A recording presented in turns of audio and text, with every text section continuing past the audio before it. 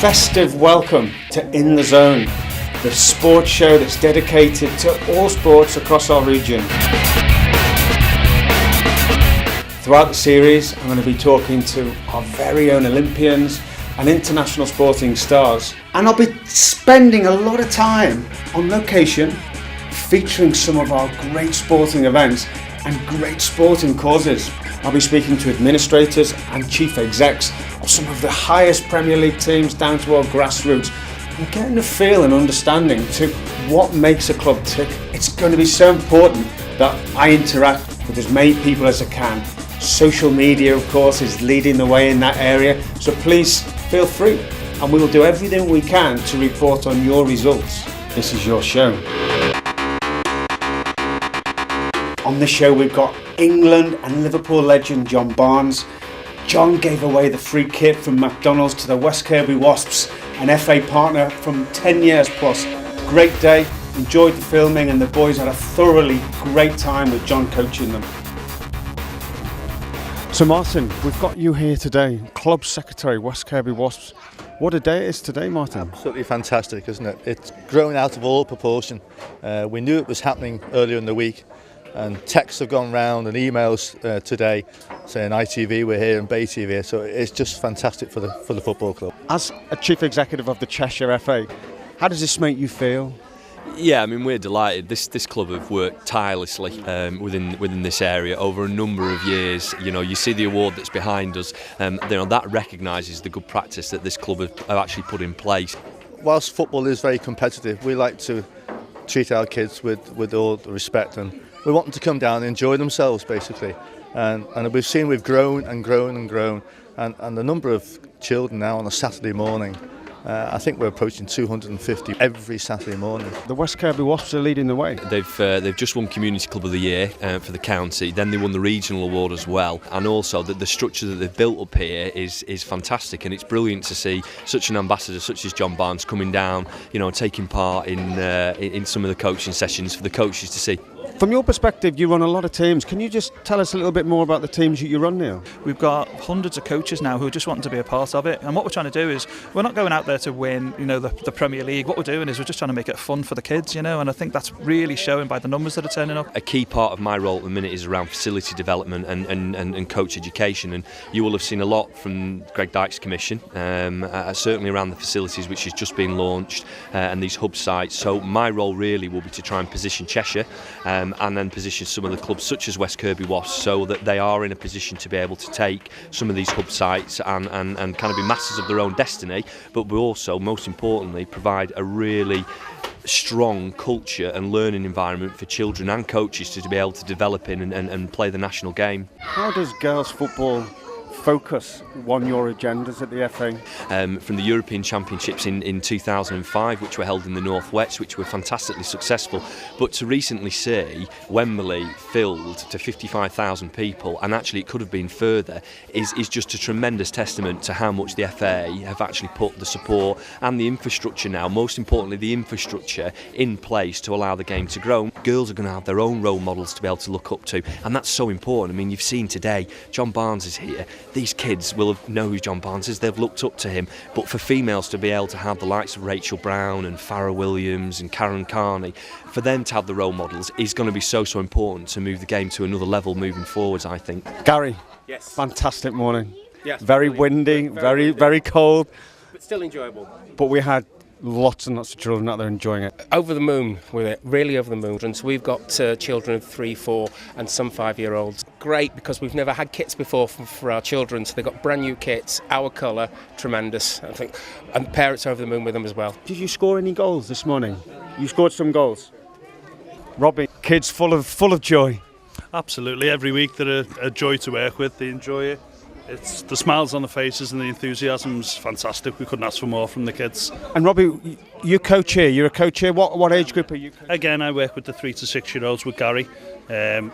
We need the coaches. We have big groups, great groups of kids with we're working with large numbers every week. The players of the future all start at this level, don't they? I think it's been seen this week that the kids from the 2034 World Cup are going to be playing at this age group now. So if we don't look after them now, they're not going to progress to the players we know they can be. It's 150,000 kits over the next 4 years, I believe. Of course, you've been awarded one this morning. What were the kids like when they received the award? Well, they're absolutely delighted because, what tends to happen is as they get a little bit older, sometimes a parent might put his hand in his pocket and buy a kit for us or something. But when they start at that age, they're all new, so they haven't got a kit. So that kit that we actually got from McDonald's, we gave to our very young ones who are like only 6 years old. So they were just delighted to actually receive a kit and they can wear the kit that everybody else is wearing. Ethan, did you play football this morning? Yeah. Tell me how you played. We did skills and we scored goals and we did kicks and we did very high kicks and I scored a goal. You scored a goal. You've been a busy boy this morning, haven't you? I heard that one of your girls from an early age has now signed contracts with Liverpool and has been awarded a place in the England squad. Absolutely, yes, that was just great news for us. Neve, she started with us when she was 6 years old. Started just kicking a little ball around with the rest of them, but stayed with the boys' teams right all the way through. She had the opportunity to go to girls' teams. She chose to stay with the boys because they were the friends and everything. So went right through. And as you said, yes, she was recently just playing for the England under-17s. As far as female footballers are concerned, you have a girl that plays football. Yeah, I do. My daughter Gabriella, she joined the club. She joined with a couple of her classmates as well. It's been fantastic. She's learned to be part of a team, and it's also taught her that it's not just a boys' game, that girls and boys play it as they are starting to get into more and more sports. And she's got some lovely skills out of it, how to share, how to stand up for herself and how to take turns, so she's really enjoyed it and we've definitely seen the benefit in her. Often I hear that the girls are actually tougher than the boys. Well, yes, definitely, just like her mum and dad, yeah. It sends out a message that we want to develop children from a young age from the development group and integrate them into higher age groups so they can still play for many years to come, not just with this age group but continue their development through the club. And just for the viewers at home watching, John Barnes, he's a legend in this region, of course. Did he have any nice, kind words for you and any for your coaches early on? Not really, no, because he did. Well, mind you, one of the coaches did try to nutmeg him, which is not a good thing. But yeah, it was. I mean, interestingly, we had our under-14s team who were actually kicking off in a competitive league game, and he went over there and did some inspirational words about keeping you disciplined. So I think the lads were absolutely delighted with that. So it'll be interesting to see how they actually get on, having had a team talk from John. As you said, for John Barnes coming down, I think for these who watch football on the telly, I know for my son, it's made it very real for him to know that that's a real footballer, that's who we see on the TV, and I think that link today has been fantastic. The one thing we're looking for at our age group is enthusiasm, the love of the game and the talent. They've all got that talent, it just finds us to spot it a little bit and pick it out, but they make that easy, really easy for us, so it's just great to work with them. I get trophies every week. Every week? So is that called the Man of the Match trophy? Ah, okay, so there's always one in the team and you're the one that gets it every week. Where we work with the kids, he knows all the names, he's really integrated with them, fitted into the session, and they've loved it. It's great for them to have such a well-known and great player involved with the club, and it's great for such a big name to be involved with grassroots football. And obviously the connection with Cheshire FA, and we get a lot of support via Cheshire FA as well, really helps us out with grassroots football. It's really, really good at the moment. And I think you're right, it's not just about playing for England, it's about the whole discipline of football and what it brings and how you learn to integrate with your peers. But I think West Kirby Wasps, from the point of view of leading the community, I think it's a fantastic facility. We've seen it out there today, and as parents you must be really pleased. So pleased, it's not just of a Saturday when we come down and watch it is a community. West Kirby Wasps put on a fun day where they have something called a colours day, and they all play against each other. Again, for the younger team, the development team, there is that element of competitiveness there is what you need, but there's also it's also teaching to work as part of a team, so everybody's involved, everybody gets a trophy, and us mums and dads, well, we meet new people, and it is our community now, so it's fabulous. A big thanks to the West Kirby Wasps. It was a super day, thoroughly enjoyed it, and all the best for the rest of the season.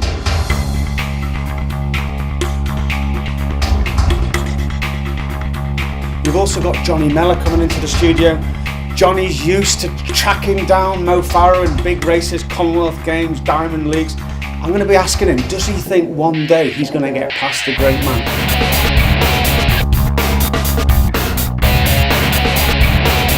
Stay tuned.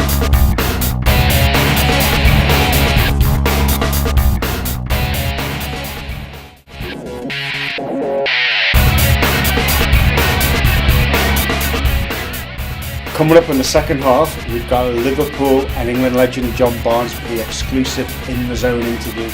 We've also got our very own Will with a 60-second summary of what's gone on this weekend across the region.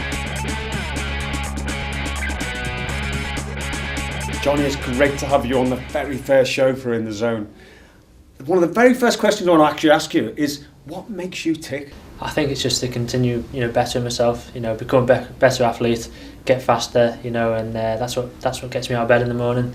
So you've just been to Kenya, you've done some climate training. Yeah. How did it go? Oh, it's brilliant. It's a really inspiring place. That's where the best runners in the world are. So to go there, spend time there, and train, in the hills and the hot weather as well. Because it's 2,000 meters. It was really good.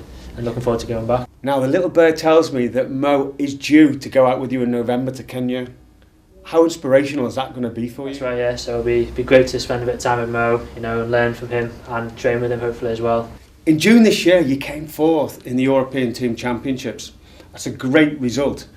How did it actually fit into your objectives, and were you really pleased with fourth? Yeah, I was really pleased because at the time I was training more for the 5 and 10k. The chance come to represent Great Britain in Germany, so I took it, and I was running alongside guys that run a lot quicker than me over 1500, and in those sort of championship races it's often very tactical with a fast finish, so I was pleased to finish fourth, and shows still a bit of speed left as well. You went to Pensby School? That's right, yeah. Yeah, and when you were at Pensby, were you pushed down the athletics route, or was it something you gravitated to? And it wasn't until I was a little bit older, when I got to the end of under-16s, that I started taking running a bit more seriously and concentrating on that. But the PE staff there were great, giving us so many different sports to do and helped me out.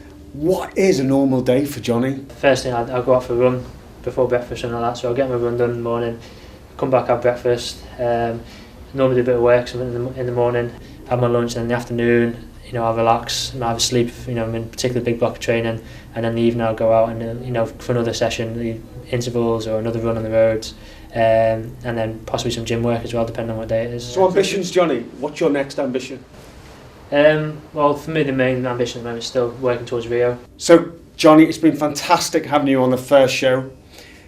As you know, we spent a little bit of time in New Brighton in the wind and rain for the first in the whole Celeb Challenge. Let's have a look at how you did.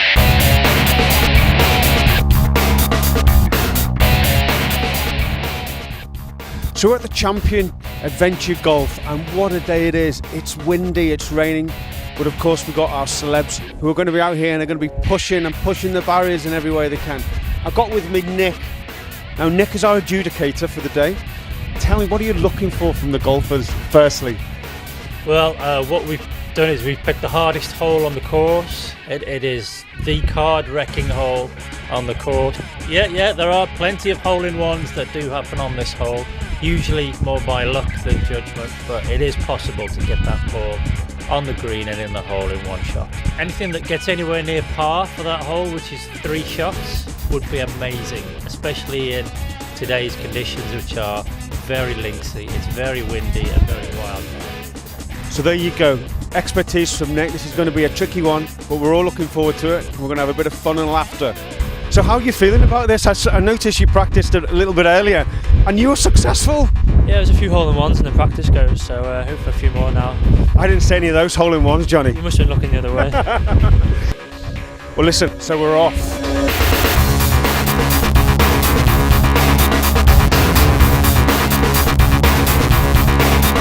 Come on Johnny, surely you can do better.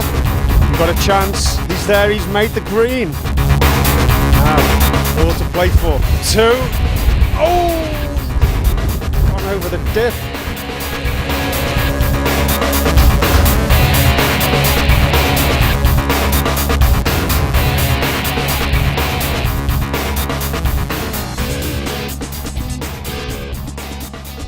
tough hole and the conditions didn't help you today. But maybe I think 8's a good shot, so let's see how the other celebs go. Thank you very much. Johnny Mellor, 8 I believe? It was 8 shots, yeah. He looked a little bit nervous, I have to say.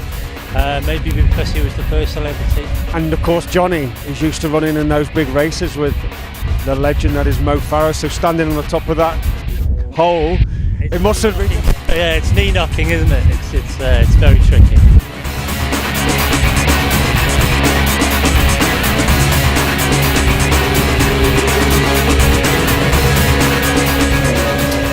So John, this morning, the McDonald's Kids game, what a fantastic morning. And of course, a legend as John Barnes coming out to give kits to the kids, brought smiles to the face. So John, this morning, what was it like for you to do this on behalf of McDonald's? Well, I've done a few of them. This is not the first time, but this is the first time it's been local, because of course my sons, who is now 26, used to play here against West Kirby was, funnily enough, and my 4-year-old son is going to start playing at West Kirby because I only live down the road. So I've done this for McDonald's 3 or 4 times all over the country, down south, in Newcastle, in Bristol. So when they asked me to come along to a local team, and I know the local team well, although my big son played against them, but my little son will be playing for them, it made it extra special, especially as it's only a 5-minute drive. Super. And grassroots, John, you know, it all starts at grassroots. Somebody like yourself has come through the whole system and been one of our best players in the region for a long, long time. West Kirby Wasps, I think they've got it right here. Yeah, I mean, they're very supportive, and you can see all the dads who come out, and they've got lots of teams. They've got girls' teams, but West Kirby is very similar. They're an affiliated club, which is why they get the McDonald kit. You have to be affiliated with the FA, because the FA still do a lot of good work. So as much as we've seen lots of foreign players, and more importantly, lots of foreign youngsters, and when I say more importantly, that's from a negative point of view. You've got 13, 14-year-old kids from Germany, Italy, coming to play for the big Premier League clubs. It's important for us to still support, because this is where the local lads, who are then going to be the Robbie Fowlers and Stephen Gerrards of the future, will come from. West Kirby Wasps have to compete with the big players across the way in Liverpool and Everton. How do the academies work with reference to picking up children from the likes of West Kirby Wasps academies? Listen, the outreach and the far-reaching tentacles from all clubs, not just the Premier League clubs, stretch wide and far. So the fact that this is the world means nothing at all. I mean, you know, those days are over whereby you're going to have a rough diamond who's not been spotted anywhere in the world, and never mind anywhere in England. So yes, they won't suffer at all in terms of if they have any talented kid. Not just Liverpool or Everton, but they will be known and they will be spotted and they'll be given an opportunity. I'm just hoping that we can continue to support grassroots football, because what's becoming more apparent, yes, they are known and they are spotted, but it's the question of how elitist we then become in terms of wanting the best of the best of the best around Europe, which would then mean that maybe they don't pay as much importance, while they will know about them, to the local kids. And McDonald's play a big part in this. They're giving 150,000 kits away in the next 4 years. Yeah. Been an FA partner for some time in the community, so you must feel their presence in clubs like this. Absolutely. You know, the kids come, and as I said, not just West Kirby, but it's happening all over the country, and not a lot of people know about the work that the FA do in terms of, you know, supporting grassroots football. We all hear about, you know, foreign players, foreign youngsters coming into the FA aren't doing much, but the FA still are. It's up to the clubs.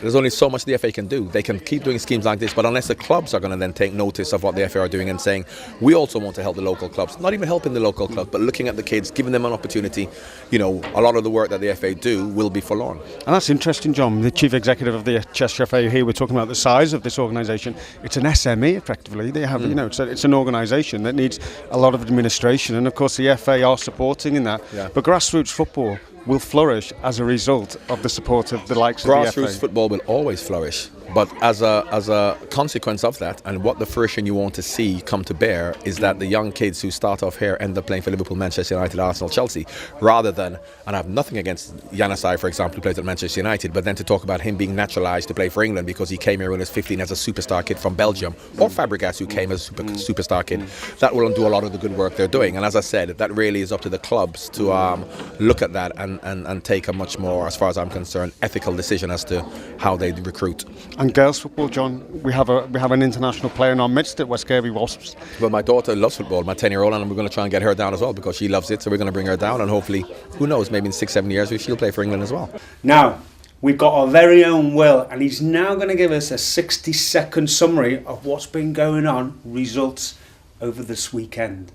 I'm Will Rooney, sports reporter for In The Zone. I'm going to be covering all Merseyside football, so if you see me out and about, come over, or better, send me an email or a tweet. First, football, and Southport manager Gary Brabham is looking forward to the third round tie against Derby County. He knows the importance of the FA Cup magic and believes his side have worked hard enough to get to this point. Horse racing now, and Warrington jockey Paul Hannigan has flew to Dubai despite already having a broken neck. Hannigan rode over 100 winners last season, including Epsom Oaks winner Tagruda, and despite breaking his neck at Wolverhampton in November, he's hoping for a speedy recovery to ride in the Dubai World Cup. Boxing now, and a success at the English Junior National Championships. Luke Duffy of Croxteth ABC won the 42 kilograms event, and Leon Delcliffe of Birkenhead Venture took the 60 kilograms title. That's all from me. More next week, and Will Rooney signing out. Hey, good effort. Stay there, move. Thank you, Will. Sadly, that's all we've got time for. I hope you enjoyed the show, and until next time, stay in the zone.